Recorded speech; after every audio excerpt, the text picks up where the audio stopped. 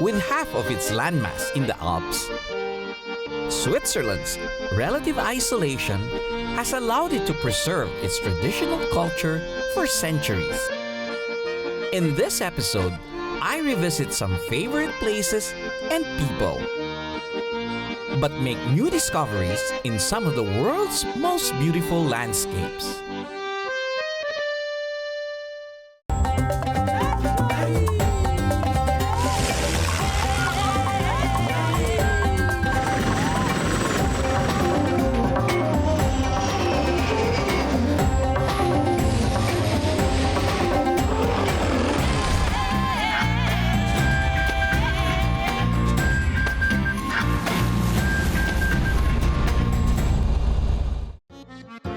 The sun only started to shine as soon as I left Varese.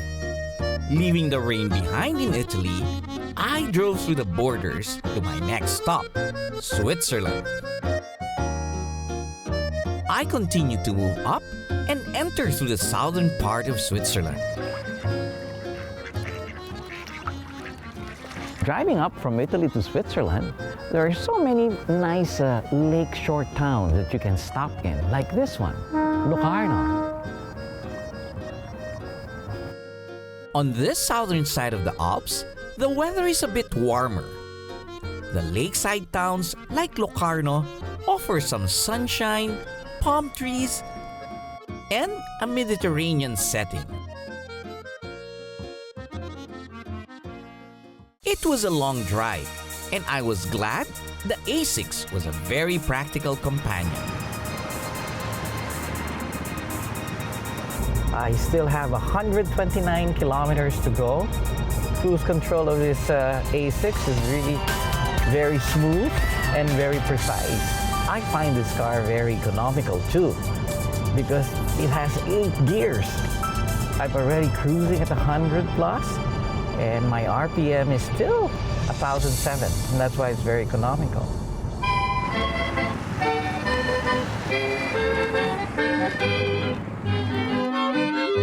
Slowly, the golden trees were replaced by snow-covered hillsides. In minutes, the Swiss Alps were in full view.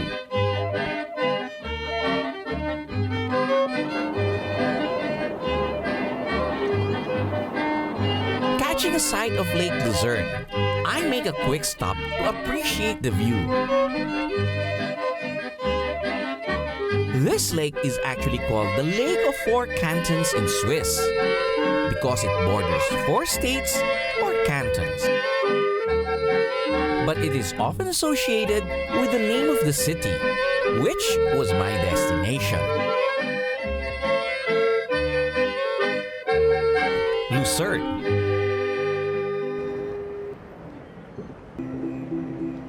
Lucerne would be your storybook idea of a Swiss town.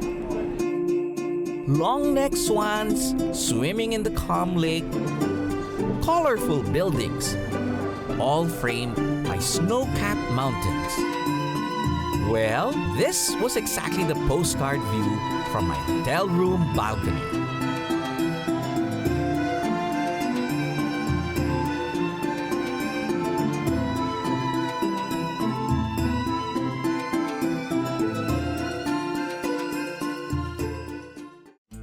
I was staying in one of the city's most historical hotels, the Hotel Schweizerhof.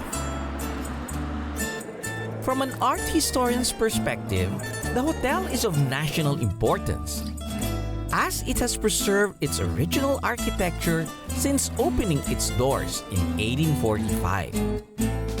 Roman Omlin from their vibrant marketing team tells me about how the hotel has kept up with the changing times while still maintaining its 19th century charm.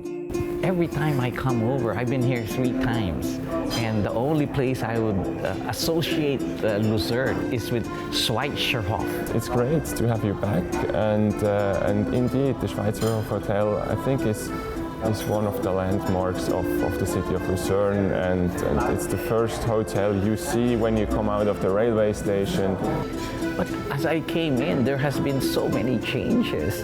Yes, indeed. We have renovated all our 101 rooms and suites within the last 1.5 years with quite a special concept. I don't know if you have noticed the story in your room. Their award-winning concept called Where Lucerne Writes History documents stories of personalities who have stayed in their hotel rooms, collecting memorabilia and adding personal touches that tell their story. This room is dedicated to a Swiss singer from the French part. He's called Stefan Eicher, Having Breakfast in Peace. This is the title of one of his most famous songs. So we also have Hollywood stars had in our hotel. Keanu Reeves was here in May 2006. Also film stars, actors. We have rooms dedicated to politicians, to sports people, and also to people nobody knows. It was certainly a unique and personal experience that builds on the hotel's history and encourages guests to also have an experience worth commemorating. I was very happy to be a part of its long and rich history. Up next, I get to know Lucerne up close and attempt to scale its mountains with an aircraft made right in its foothills.